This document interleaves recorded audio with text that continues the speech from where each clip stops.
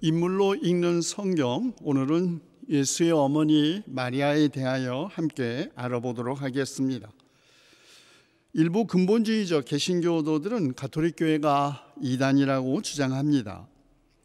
16세기 유럽의 교회개혁 시대에는 가톨릭 교회가 개혁교회를 이단이라고 정죄했는데 참으로 역설적인 일이죠. 자기가 믿는 진리 혹은 전통에 반하는 언행을 하는 집단을 이단이라고 한다면, 그렇다면 왜 근본주의적 개신교인들은 가톨릭 교회를 이단이라고 하는 것일까요? 그 이유를 물었더니 가톨릭 교회가 마리아를 숭배하기 때문이라는 것이었습니다. 가톨릭 신도들이 마리아를 형상화하여 그 앞에서 기도하면서 신격화한다는 것이죠. 가톨릭 교회는 정말 마리아를 신격화하여 숭배하는 것일까요? 마리아에 대한 신학적 논쟁은 사실 거의 2000년 동안 지속되어 왔고, 그래서 한 가지로 정리할 수 없을 정도로 매우 복잡합니다. 그러나 역사를 거치면서 가톨릭 교회는 마리아에 대한 교리를 4가지로 정리했습니다. 첫째는 마리아는 하나님의 어머니 테오토코스라는 것입니다. 하나님은 스스로 계시는 한 분이신 하나님이신데, 하나님께서 어떻게 또 어머니가 있을 수 있겠습니까? 마리아가 하나님의 어머니다라는 이런 교리는 사실은 그리스도론 논쟁 가운데서 발생했습니다. 다시 말해 마리아가 낳은 예수님이 온전한 하나님이면서 동시에 온전한 인간이시다라는 그 고백이 마리아가 하나님의 어머니라는 교리의 배경에 있는 것이죠. 마리아는 예수님을 낳으셨는데 예수 그리스도는 하나님의 아들이시며 동시에 하나님이시다. 따라서 마리아는 하나님의 어머니라는 것입니다. 두 번째 교리는 동정녀라는 것입니다. 우리 개신교인들도 사도신경에서 동정녀 마리아에게서 나시고 이렇게 고백함으로써 가톨릭 교회의 두 번째 교리인 동정녀 교리에 우리가 동의하고 있습니다. 동정 잉태는 이성적으로나 과학적으로는 이해될 수 없는 신비한 사건이죠. 마리아의 동정 잉태는 사실 이사야서의 예언이 성취된 사건이고, 하나님에게는 불가능한 일이 없다는 증거이자 동시에 예수님이 메시아임을 증명하는 징표로 이해되었습니다. 마리아에 대한 세 번째 교리는 원죄 없이 잉태하신 분이라는 주장입니다. 마리아는 잉태는 물론 태어날 때부터 전능하신 하나님의 은총의 특전으로 말미암아 인간의 원죄에 물들지 않았기에 성령의 은혜로 하나님의 아들을 받아들이기에 모자람이 없었다라는 교리입니다. 마리아에 대한 네 번째 교리는 성모 승천 교리, 곧 마리아가 죽지 않고 하늘에 올라가셨다라는 말입니다. 예수께서는 능동적으로 승천하셨다면 마리아는 예수 그리스도에 의해서 수동적으로 하늘에 불려 올려졌다는 것입니다. 그래서 가톨릭 교회는 매년 8월 15일을 성모 승천 대축일로 지키고 있는 것입니다. 어쨌든 마리아에 대한 가톨릭 교회의 이 4가지 교리를 종합해 본다면, 성모 마리아는 자신을 온전히 하나님께 바친 모든 신앙인의 어머니, 원죄 없는 잉태로 구원사에 동참한 인간, 하나님께 순명한 신앙의 모범이자 승천을 통해 구원의 희망을 전한 신앙인이다라는 말입니다. 위에서 설명한 것처럼 성모 마리아에 대한 가톨릭 교회의 4가지 교리는 개신교 신자들에게는 매우 낯설고, 특별히 마리아를 하나님의 어머니라고 부르는 교리는 더욱 이해하기 어려울 것입니다. 그러나 개신교와의 신학적 대화를 해온 가톨릭 교회학자 심상태 교수님은 마리아 숭배 또는 공경의 타당성을 하나님의 어머니로서 또 온 인류와 세계를 위한 구원사적인 기능을 수행한 데서 찾습니다. 마리아는 그리스도 성육신 사건의 어머니로 참여했고 하나님의 구원 사업에 자의적으로 적극 협력했고 자유로운 신앙과 순명으로 인류 구원에 협력했기 때문에 교회는 만물의 창조주이신 하나님께 바치는 공경인 흠숭지례보다는 낮으나 일반 성인들에게 바치는 공경지례보다는 높은 상경지례로 마리아를 각별히 공경한다고 이렇게 말했습니다. 다시 말해 마리아는 공경의 대상이지 숭배의 대상은 아니라는 뜻이죠. 세계교회 협의회도 431년 에베소 공의에서 마리아를 하나님의 어머니라고 칭한 것은 하나님에 대한 마리아의 완전한 신뢰와 의탁, 그리고 마리아의 활동적인 신앙의 반응, 그리고 마리아의 하나님 나라에 대한 기대가 교회의 유형과 모범으로 여겨진 것이 그 배경이었다고 해석했습니다. 그리고 마리아 교리를 긍정적으로 인식하면서 해방신학과 여성신학뿐만 아니라 전 세계 가난하고 억압받는 사람들 사이에서 마리아에 대한 공경과 숭배는 현실이라고 승인한 것이죠. 자, 이것은 교리상으로 표현된 마리아 이해입니다. 어떤 교리는 개신교가 받아들이고 또 어떤 교리는 받아들이지 않는 그런 차이가 있기 때문에 오늘 우리는 성경 그 자체가 어떻게 마리아를 증언하고 있는지 살펴보려고 하는 것입니다. 예수님의 탄생 이야기를 전하고 있는 누가복음에 따르면 마리아의 남편 요셉은 사실상 크리스마스 이야기의 조역입니다. 그러나 또 다른 복음서인 마태는 비록 짧지만 매우 주목할 만한 요셉 이야기를 우리에게 전해주고 있습니다. 만약에 요셉이 약혼 중에 자기 자식이 아닌 다른 아기를 임신한 마리아를 보호하고 지켜주지 않았더라면 크리스마스 이야기는 지금 우리가 알고 있는 것과는 전혀 다른 방향으로 전개되었을 것입니다. 가부장제가 지배하고 율법의 엄격한 준수가 도덕적 행동의 규범이었던 당시 유대 사회에서 요셉의 태도는 이해하기 어렵고 매우 낯선 것이었습니다. 물론 천사가 나타나서 꿈에 다윗의 자손 요셉아 두려워하지 말고 마리아를 내 아내로 맞아들여라.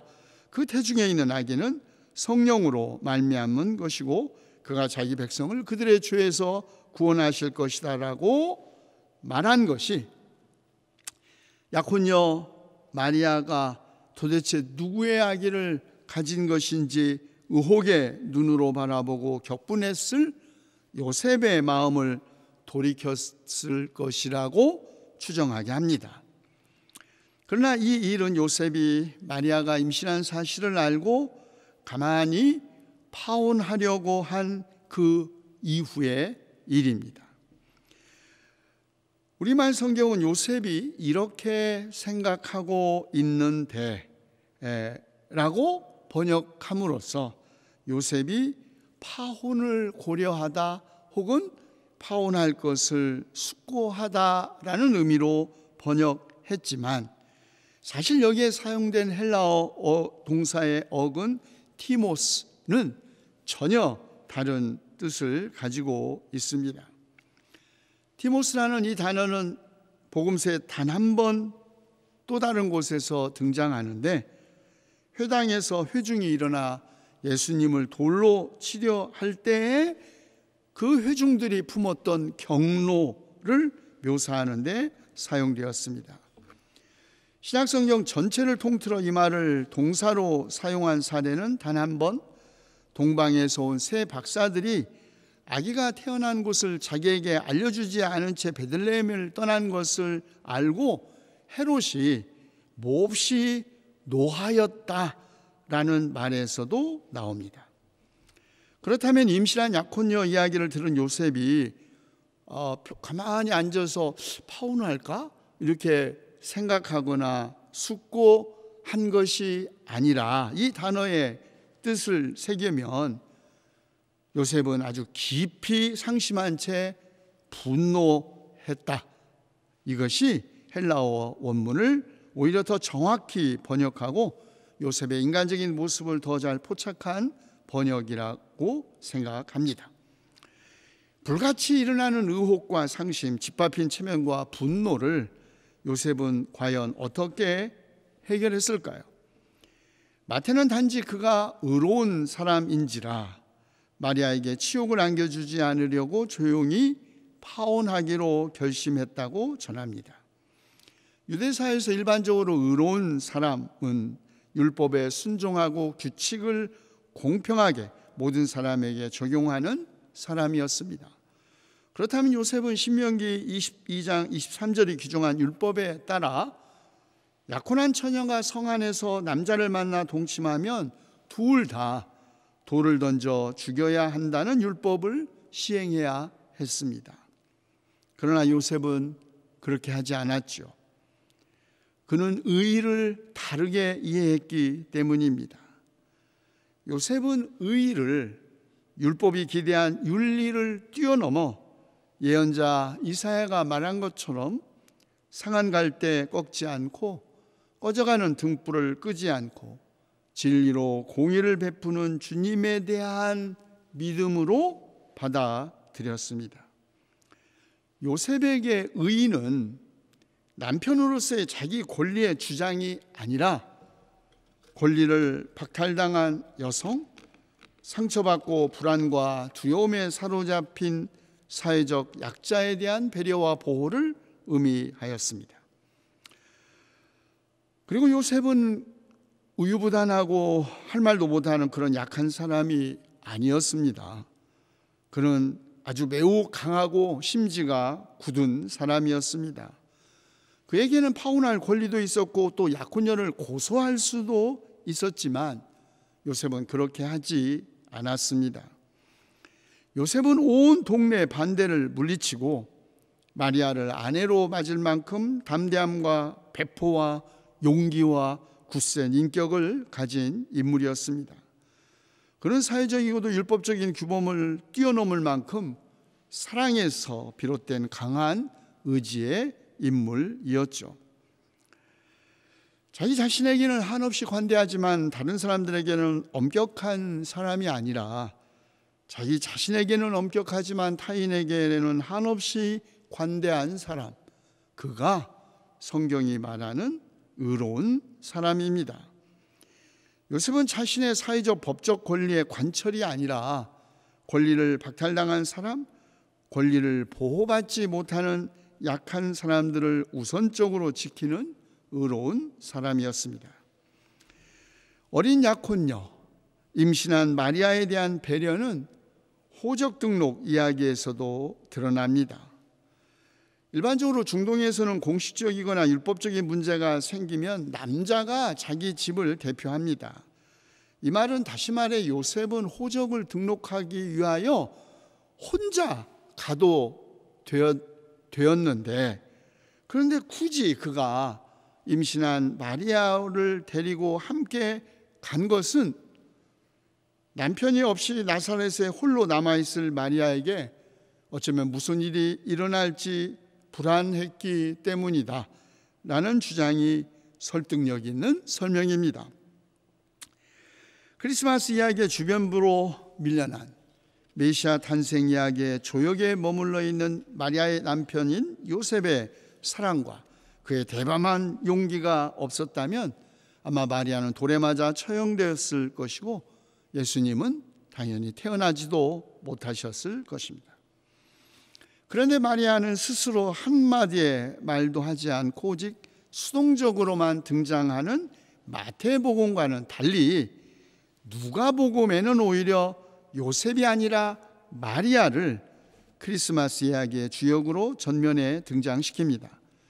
누가복음에서는 오히려 요셉이 한마디도 하지 않고 마리아의 그늘 뒤편에 서 있을 뿐입니다.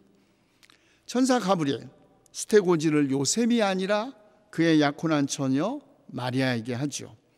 태어날 아기의 이름을 예수라고 하라는 말도 요셉에게가 아니라 마리아에게 합니다. 누가에게 마리아가 천사의 말을 순종하여, 누가에는 마리아가 천사의 말에 순종하여서 보십시오, 나는 주님의 여종입니다, 당신의 말씀대로 나에게 이루어지기를 바랍니다라고 말합니다. 임신을 못했던 나이 많은 엘리사벳에게 수태고지는 축복이었죠. 자, 그런데 여러분, 아직 남자를 알지 못하는 처녀 마리아에게 수태고지는 축복이 아니라 그것은 위험한 저주였습니다. 그런데도 마리아는 그것이 무엇을 의미하는지, 그리고 그의 목숨을 어떻게 위협할 것인지도 익히 알고 있었지만 마리아는 순종합니다.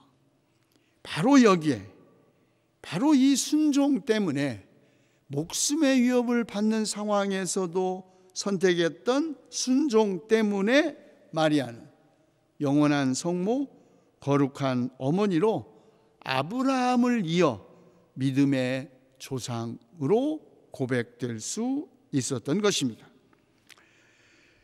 들에서 양떼를 지키고 있던 목자들이 천사의 말을 듣고 급히 달려가 요셉과 마리아에게 그들이 들은 말을 전해주었을 때에도 그 모든 말을 고이 간직하고 마음속에 곰곰이 되새긴 사람도 마리아였습니다. 예수님이 12살이 되던 해, 유월절을 지키기 위해 예루살렘에서 잃어버린 소년 예수를 찾으러 나섰다가 부모님은 성전에서 선생님들과 함께 토론하는 예수를 보았죠. 놀란 부모에게 어린 예수, 어찌하여 나를 찾으셨습니까? 내가 내 아버지의 집에 있어야 할 줄을 알지 못하셨습니까? 라고 말한 소년 예수를 처음에는 이해하지 못했지만 어머니 마리아는 이 모든 일을 마음에 간직하였다고 합니다. 지혜와 키가 자라면서 튼튼하고 총명해서 하나님께 또 사람들에게 더욱 사랑을 받는 장남 아들 예수를 둔 것이 어머니 마리아에게 이 세상의 모든 어머니들이 다 그렇듯이 매우 자랑스럽고 뿌듯한 일이었을 것입니다. 다만 한 가지 마리아가 아직 깨닫지 못했던 것은 시므온의 예언이었죠. 아기 예수의 정결 예식을 위해 예루살렘 성전에 갔을 때 만난 시므온이 보십시오, 이 아기는 이스라엘 가운데 많은 사람을 넘어지게도 하고 일어서게도 하려고 세우심을 받았으며 비방받는 표징이 되게 하려고 세우심을 받았습니다. 그리고 칼이 당신의 마음을 찌를 것입니다. 그리하여 많은 사람의 마음속 생각들이 드러나게 될 것입니다 라고 예언했습니다. 여러분, 모든 어머니는 자기 자식이 사람들의 칭찬받는 표징이 되기를 원합니다. 도대체 어떤 어머니가 자기 자식이 모든 사람들의 비방받는 표징이 되기를 바라겠습니까? 그러나 예수님이 성장하여 하나님 나라 운동을 시작하셨을 때 어머니 마리아와 가족들은 예수가 미쳤다는 소문을 듣고 그를 붙잡으러 나섰습니다. 예수님이 무리와 함께 계실 때 그를 찾아간 어머니 마리아와 동생들에게 누가 내 어머니고 내 형제들이냐고 물으시며 주위에 둘러앉은 사람들을 둘러보시고 보아라, 내 어머니고 내 형제 자매들이다. 누구든지 하나님의 뜻을 행하는 사람이 곧 내 형제요 내 자매요 나 어머니다 라는 말씀을 하셨습니다. 이 말씀 들었을 때 어머니 마리아는 과연 무슨 생각을 했을까요? 아래로는 동생들이 최소한 5-6명이 되었을 가족의 장남, 어머니 혼자 자녀들을 키우면서 살림을 책임지고 있는데 장남이라는 아들은 장가도 안 가고 하나님 나라 운동한다고 가출하여 방랑하는 카리스마적 예언자로 나서서 심지어는 사람들에게 미쳤다는 소리를 듣는 아들을 아마 이해하지 못했을 것입니다. 그러나 마침내 아들이 하나님에게 버림받은 자, 율법으로 저주받은 자, 로마 제국의 정치범으로 형을 받아 죽어가는 십자가 아래 서게 되었을 때에, 그때 비로소 마리아는 이 아기가 태어나 정결 예식을 받았을 때의 예루살렘 성전에서 한 시몬의 예언을 이해하게 되었을 것입니다.